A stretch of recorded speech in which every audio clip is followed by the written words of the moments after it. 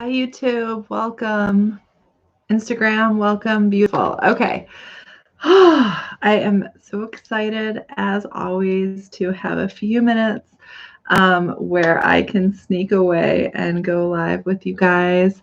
I always have to make sure that I have my children squared away so that I can safely join you guys. But I think we're good for a little bit, so let's give it a shot. So I really want to welcome. Hi, everybody. Hi, Katie. So I really want to talk to you guys a little bit about confidence today because confidence is a big deal. And for most of my life, I was like, what's confidence? How could I possibly ever have that? Right? Like, well, that's not something that I have. For most of my life, the idea of coming on camera and talking to you guys, certainly live, that would be like something that, hi Sylviane, welcome, something that would not have even entered my mind in a million lifetimes. There's no way I would have had the confidence to put myself out here and come talk to you. Gosh, I grew up bullied horribly and believing that I was pretty worthless. I didn't think that I had any purpose. I didn't think that life had a purpose.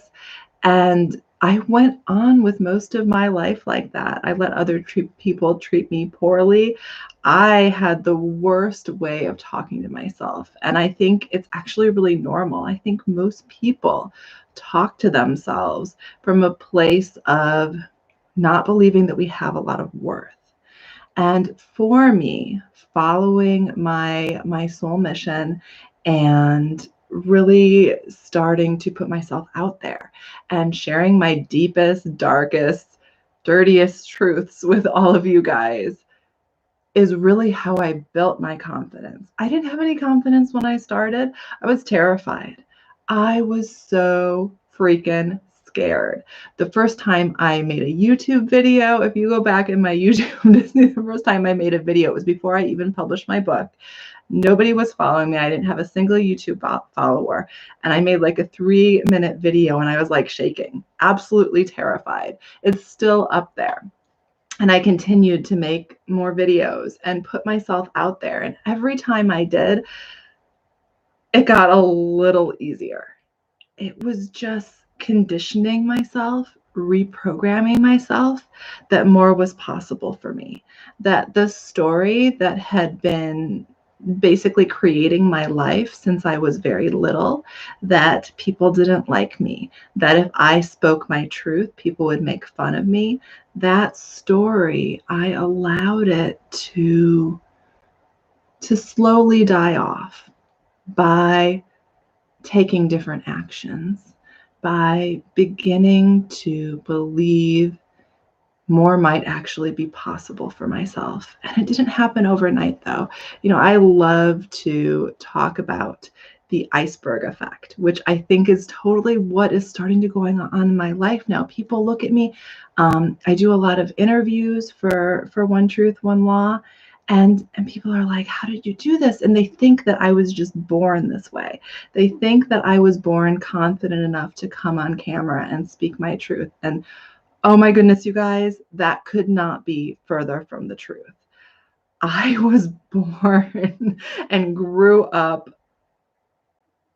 believing that, gosh, that nobody liked anything I said, and I would be made fun of for opening my mouth.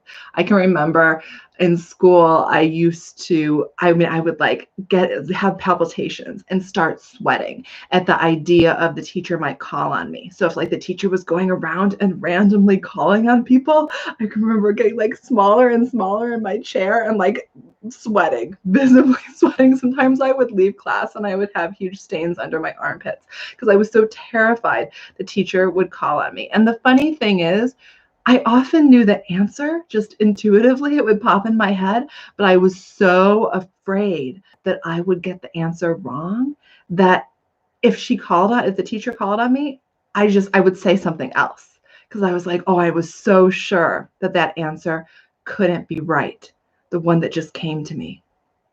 And I've always been trying to cover up my intuition, covering up my gifts.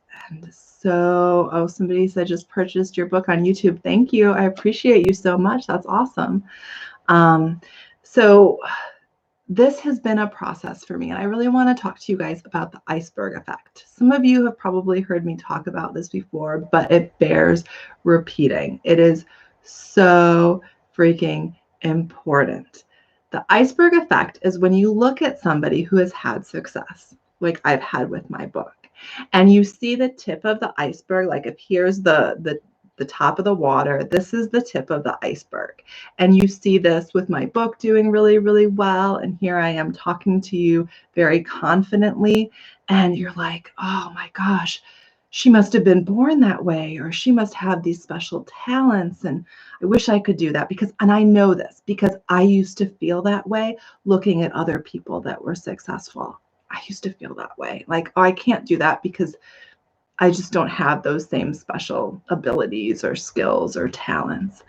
But you guys aren't, when you're looking at someone successful, you aren't seeing that huge boulder under the water of fears and doubts that I built this little iceberg of success on. And this boulder is freaking humongous, okay? It is me giving up on everything I ever started for the most part, up until I published my book. And I'm almost 39. I'll be 39 in a month. So that's about 36, 37 years of giving up on everything. And I tried a lot of things. I started so many like little small businesses or had ideas for businesses. I graduated college, but it took me 8 years. So that's a little bit longer than most people usually take. So I did. So I didn't completely fail, but I often took a lot longer to do something. So when you look, and I think that most people that have built something successful have a similar story. If you look at what they actually did, it wasn't overnight success. And so I want you to know the next time you have an idea, something that you want to create, and you're worried about your confidence, you're worried, how am I going to do this? How am I going to make this happen? I don't have the right skills. I don't have the right abilities. And you quit before you start, or you're thinking about quitting after doing it a little bit and it's not working yet. Understand, this is your opportunity to not quit this time. This is your opportunity to do things differently. If I could do this, coming from where I came from, having no self-esteem at all, and build myself into somebody who could talk to you comfortably live on video like this, anything is possible. Listen, guys, I know who you really are inside. I know you are God. I know you are source. I know you are the entire universe. I know this is true. I don't doubt this because I've had enough experiences where this has been proven to me over and over again. Because of this, I know you are limitless. I know what you are actually capable of, and it takes my breath away. And I know there's severe programming that we have all been through since we were very, very little that makes us doubt these truths. But you are so, yes, Christy, anything is possible. Anything is possible. You are so powerful. And right now, most of us are using that power to go along with our programming and perpetuate that programming. But you are powerful enough to rise out of that, to do things differently than you've always done before. You are powerful enough to build confidence in whatever it is that you don't feel confident about. You are powerful enough. You're powerful enough to change anything in your life. I've seen this over and over again working with people. We are infinite creators, and it's beautiful and glorious and true.